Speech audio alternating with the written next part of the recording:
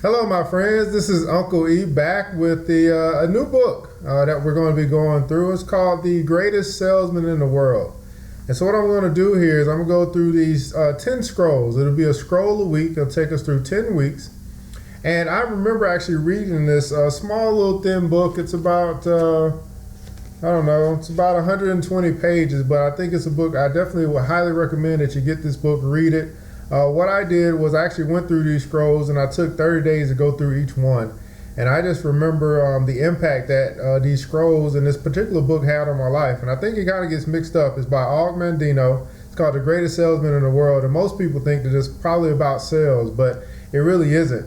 But it did help me go through a time in my life, and you'll see the reason why. These 10 scrolls are actually 10 different affirmations that I believe if you decide to go through this 10-week process or at least or even follow the steps that's within this book, that it can help change your life. So without further ado, starting at the scroll marked 1, it's the first scroll of our 10 scrolls from The Greatest Salesman in the World. Today, I begin a new life. Today, I shed my old skin, which has too long suffered the bruises of failure and the wounds of mediocrity. Today I'm born anew, and my birthplace is a vineyard where there is fruit for all. Today I pluck grapes of wisdom from the tallest and fullest vines in the vineyard, for these were planted by the wisest of my profession who have come before me generation upon generation. Today I will savor the taste of grapes from the vines, and verily I will swallow the seed of success buried in each, and new life will sprout within me. The career I've chosen is laden with opportunity, yet it is fraught with heartbreak and despair, and the bodies of those who have failed, where they piled one atop another, will cast a shadow down upon all the pyramids of the earth. Yet I will not fail, as the others, for in my hands I now hold the charts, which will guide me through perilous waters to shores which only yesterday seemed but a dream. Failure no longer will be my payment for struggle. Just as nature made no provision for my body to tolerate pain, neither has it made any provision for my life to suffer failure. Failure, like pain, is alien to my life. In the past, I have accepted it as I accepted pain. Now I reject it, and I am prepared for wisdom and principles which will guide me out of the shadows into the sunlight of wealth, position, and happiness, far beyond my most extravagant dreams, until even the golden apple is in the garden of Hesperides will seem no more than my just reward. Time teaches all things to him who lives forever, but I have not the luxury of eternity. Yet, within my allotted time, I must practice the art of patience, for nature acts never in haste. To create the olive, king of all trees, 100 years is required. An onion plant is old in 9 weeks. I have lived as an onion plant. It has not pleased me. Now it was become the greatest of olive trees, and in truth the greatest of salesmen. And how will this be accomplished? For I have neither the knowledge nor the experience to achieve greatness, and already I have stumbled in ignorance and fallen into pools of self-pity. The answer is simple. I will commence my journey unencumbered with either the weight of unnecessary knowledge or the handicap of meaningless experience. Nature already has supplied to me with knowledge and instinct far greater than any beast in the forest, and value of experience is overrated, usually by old men who nod wisely and speak stupidly.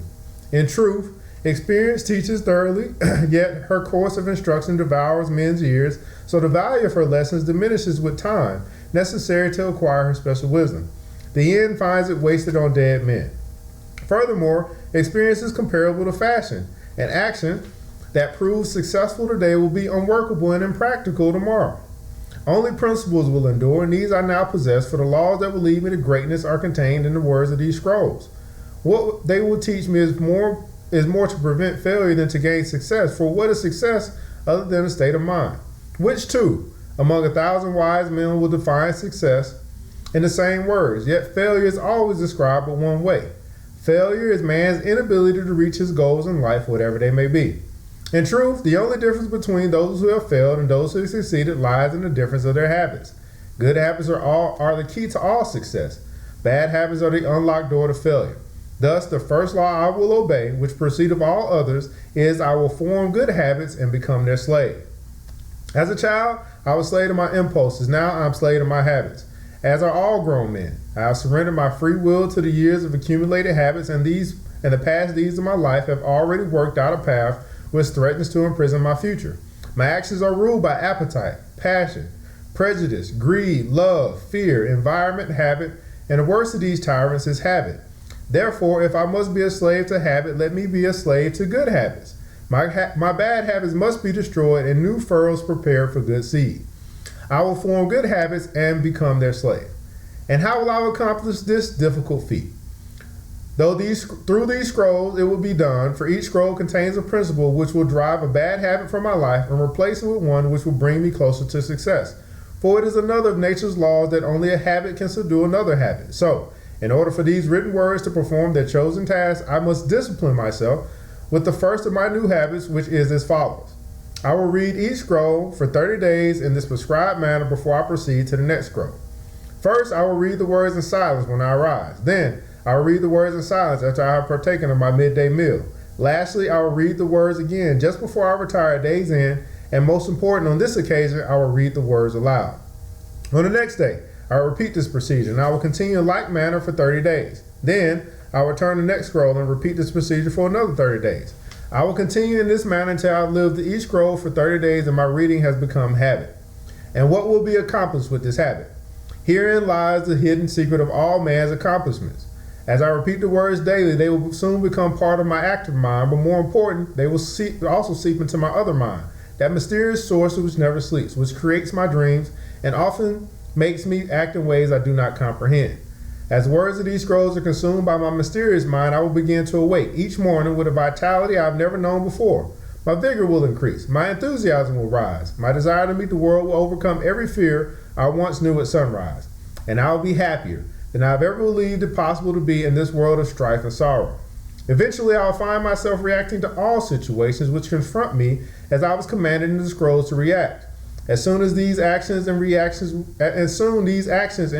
will become easy to perform, for any act with practice becomes easy. Thus, a new and good habit is born, for when an act becomes easy through constant repetition, it becomes a pleasure to perform. And if it is a pleasure to perform, it is man's nature to perform it often. When I perform it often, it becomes a habit, and I become its slave, and since it is a good habit, this is my will. Today, I begin a new life. And I make a solemn oath to myself that nothing will retard my new life's growth.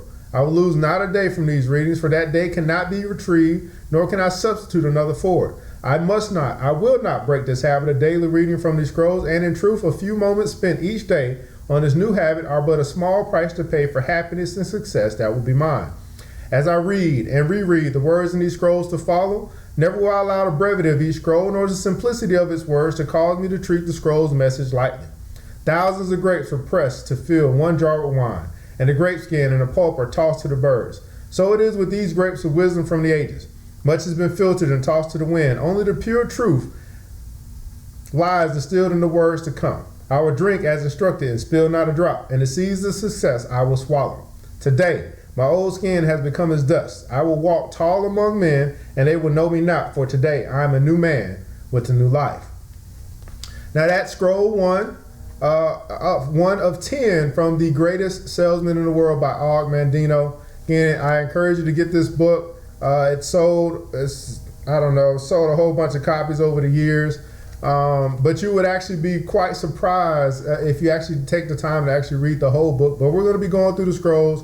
Instead of 30 days, we're going to do 10 days. So one scroll not 30 days, 7 days. So one scroll every week. Read it in the morning, read it in the afternoon, and then at night, read it again. But that time, read it aloud. And you can follow along with us as we go through The Greatest Salesman in the World by Og Mandino. This is Brother E. Talk to you next week.